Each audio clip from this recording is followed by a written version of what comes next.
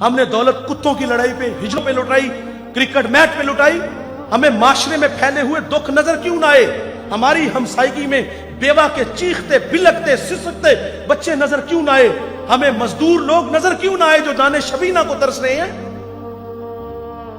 हमारे गुजरावाला धुल्ला चौक पे एक बूढ़ा दिन दिहाड़े आटे का थैला उठाता और दौड़ लगाता, नहीफ था। 2 कदम चला के लोगों ने पकड़ा और खूब जद्दोकोब किया। सवाल किया वो बूढ़े जुर्रत क्यों की?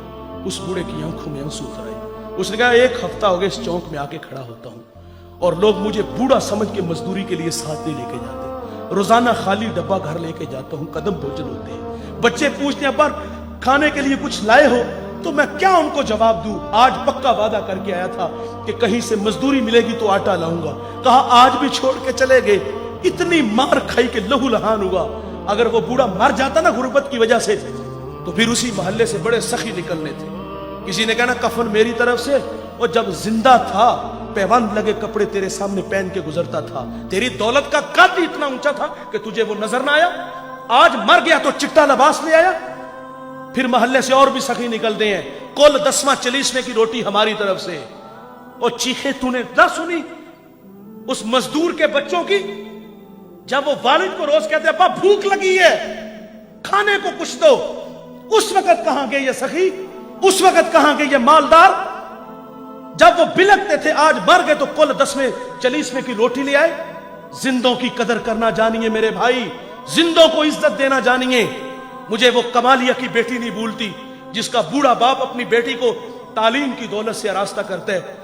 अब वो बालिगा थी, निकाह की तकरीब है, उधर से बारात आ रही है, इधर बेटी वाले तैयारियों में थे। हमसायगी में से किसी ने शरारत की, जिसके घर में आ रहे हो वो अपनी बेटी को चंद जोड़ों के सिवा कुछ भी नहीं दे सकता। बारात वहीं से वापस चली गई। बताइए साहिब उस बेटी के दिल पे जो कुचोके और जख्म लगे थे उसका मदावा किसने करना था? चांदी उतर आई बेटियों के बालों में। मुफलिस को फिर उम्मीद है कि बारात आएगी। किताब अजीज का एक और बाप बीत गया, जहेज बन न सका और शबाब बीत गया। हमें ये घरों में बूढ़ी होती हुई बेटियां नजर क्यों ना आई? और आपने तो फख्र से कहा कि मैंने अपनी बेटी को जहेज 50 लाख का दिया। हमारे देहातों में रस्म वखाला होता है, उसमें एक औरत को कहा जाता है कि पूरे मोहल्ले में लोगों को क्या हो कि हमारी बच्ची का जहेज देखो। उस जहेज को देखने के लिए मजदूर की बेटियां भी आई, बेवा की बेटियां भी आई। जब रात वापस आती है ना, वालिद आता है, तो वो मासूम बच्चियां होती हैं, अपने वालिद को सुनाती है कहानी कि अब्बा उसने अपनी बेटी को जो पहले दिन कपड़े पहनाने हैं उसका ऊपर रेट लिखा हुआ था, 2.5 लाख का सूट था। वो बूढ़ा कितना दुखी होता होगा जो अपनी बेटी को ईद वाले दिन भी 500 का सूट नहीं लेके दे सका। उसने ये भी कहा होगा कि अब्बा उसने अपनी बेटी को सोने के कंगन पहनाने हैं, और वो बूढ़ा तो कांच की चूड़ियां भी नहीं उसको लेके दे सका। मैं इतना जरूर कहूंगा, जीने दीजिए इन गरीबों को। इन लोगों की अपनी जिंदगी है, अल्लाह की तकसीम पे राजी है, लेकिन हम लोगों ने इनका जीना हराम कर दिया है।